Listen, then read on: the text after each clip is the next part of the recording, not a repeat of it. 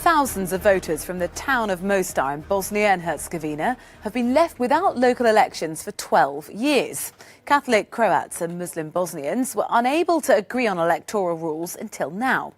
Craig Crowther reports.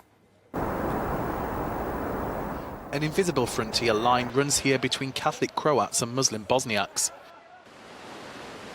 Nationalists on both sides are entrenched in divisions over electoral laws.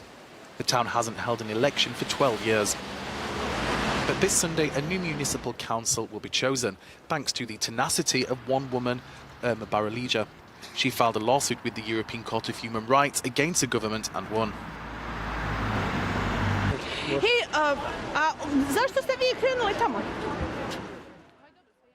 They have kept us for decades in the belief that an individual can't do anything, that you can only change things by being a member of an ethnic group and party.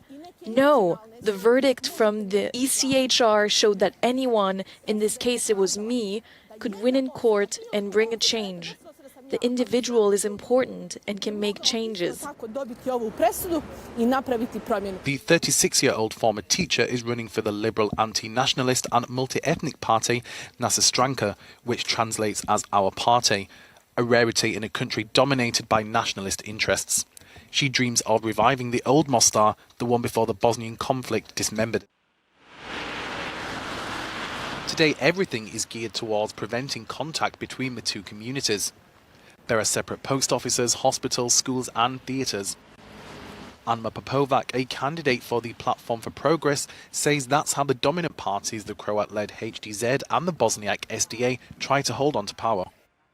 In Mostar, there are plenty of normal people who are treated abnormally, who are ruled by fear. No one here offers hope to people. No one offers solutions to improve their living conditions. They only threaten them.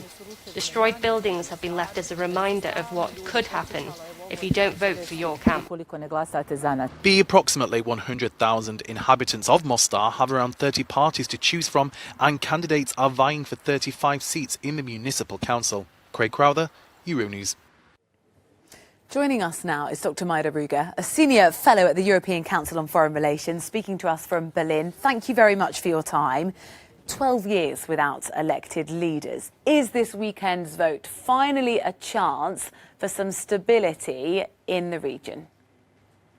Hello, and first of all, thank you very much for having me. I'd say the fact that the elections are taking place in Mostar for the first time after 12 years is a welcome development and a step forward. Is it an opportunity for big change and more progressive politics in Mostar? I'd say the short answer is, given where we're starting from, 12-year-long blockade of the city, yes, it is. Just to put it in the context, Mostar has been administered by the same acting mayor for the past 12 years, and for the past 8 years, there hasn't been a single session of the Mostar City Council.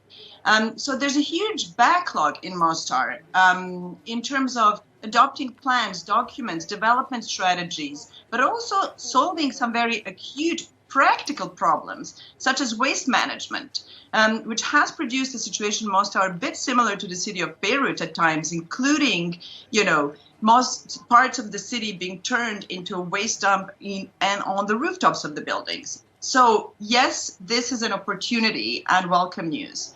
However, there's also a risk, and a reformist, progressive city government is in no way a guaranteed outcome of this election, and any change is likely going to be very incremental.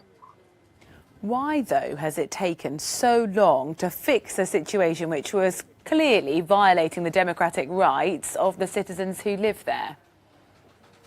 Well, you have showed that in your introduction. It was not until the Mostar politician and resident, Irma Baralija, has filed this case with the European Court of Human Rights that a pressure was created, because the court the ruling of the court gave the parliament 6 months to agree on the new electoral formula.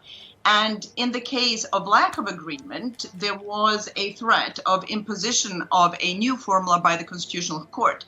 So, the incentives were created through the verdict. Until then, really, to the parties in Mostar were quite happy not to have to go through the elections. I mean, I think at one point they've reached a point where it was probably enough also for the acting mayor. But I think until the verdict came out, there was no sufficient pressure to incentivize. Neither were the Europeans involved as robustly as starting after the verdict was issued. Thank you very much for your analysis, Dr. Maya Ruja, Senior Fellow at the European Council on Foreign Relations. Appreciate your time.